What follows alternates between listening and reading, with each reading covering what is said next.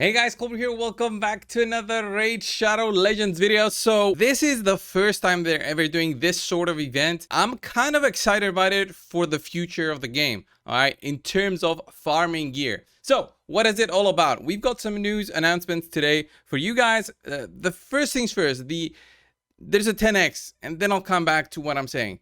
The 10x is not the important thing. It's going to be Krisk the Ageless, amazing Void Legendary, but unfortunately with these 10x's, I'm kind of disappointed in the odds that they're never pushing for something higher than a 10x chance to get the legendary featured. We have the 2x events and the 10x events. Sometimes we have the 2x plus 10x events. And there's players out there who summon, dozens of shards and still don't get the champion that they want. So, like, looking at the Lizardman right now, okay, we have Krisk the Ageless, an amazing champion. To summon him, you would need to get really lucky out of the one legendary proc that you'll get from, let's say, the Mercy system at 220 Void Shards, which, calculating it at like $2, best case scenario, that's $450 to get a champion like Krisk the Ageless, if you are lucky in getting him from the first Void legendary proc. If you're unlucky, who knows how much you're going to spend to ever get him. But very strong champion. If you can get him through the 10x, then that's great. Archbishop Pinthroy is the next one. Sacred Order, support champion.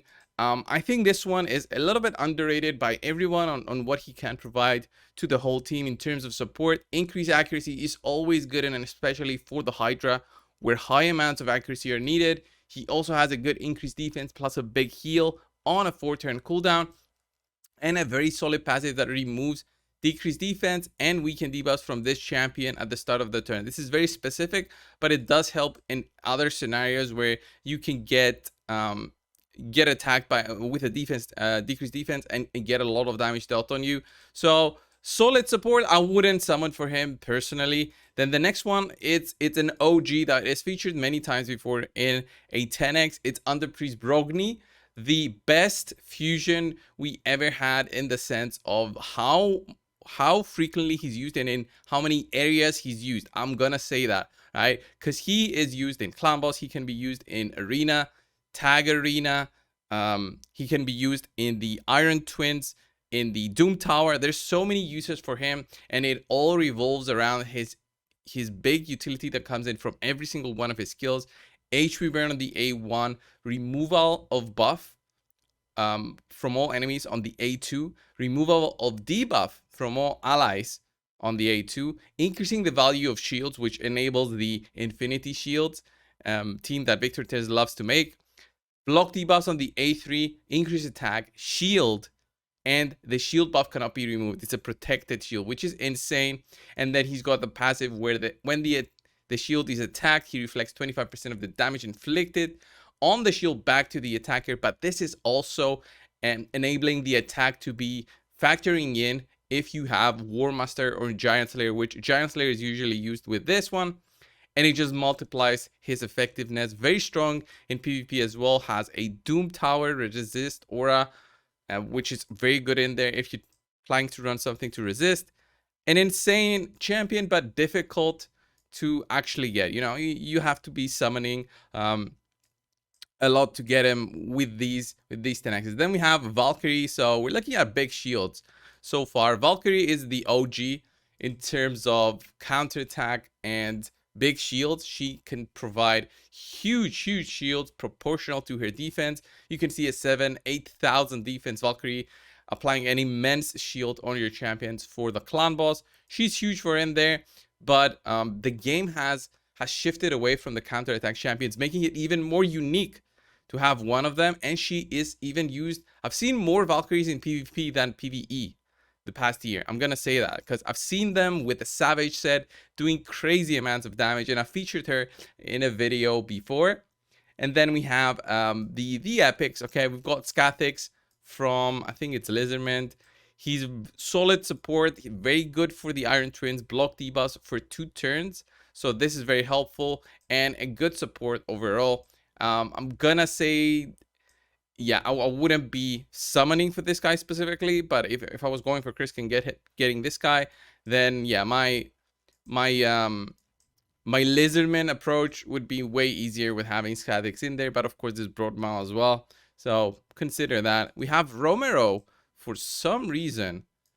Romero featured through this one. I'm not sure why they featured Romero in a 10x. It's yeah, he does have a shield buff, but is he worth it? Like the 4 turns, the shield that he applies, it's based on their max health. Not that good. He's a solid support, but I wouldn't go crazy about this guy. He's got an interesting passive with Juliana, but again, not so interesting. He's a champion that was recently buffed, but still doesn't make a big change to how the game works. And then Shadow Kid, we have Burangiri featured for this 10x. Strengthened buff is very good. It's an underrated buff. You don't understand how strong a strengthened buff is.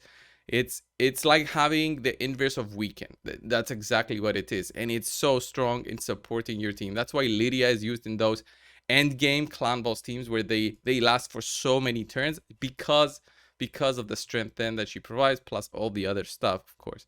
Yeah, he does apply a shield, and the shield buff is equal to 15% of the target's max HP. So this is a little bit different, okay?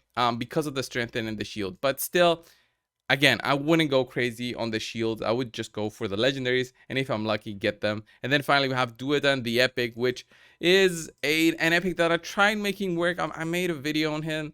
Not so special. He does have that unique taunt buff, but his shield is based on this champion's max HP, which again, it's a little bit odd in making this work with a 4-turn cooldown, even though you increase the duration of the shields.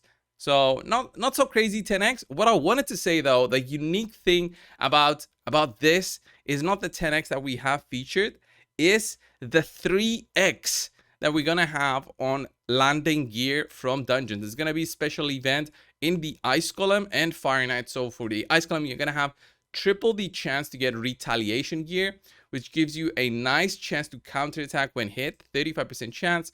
This is a very good set for specific champions that work very well with their default skills. So Frozen Banshee, to name a few. Vrask is also good because Frozen Banshee can apply more debuffs, and Vrask can apply more heals with his A1 when he gets a crit in. And then for the Fire Knight, and this is where the big thing comes, it's when you farm the Fire Knight, you can have a triple chance now to get regeneration set. So this might not be an interesting set for many, but regeneration set will open up the end game for many players out there.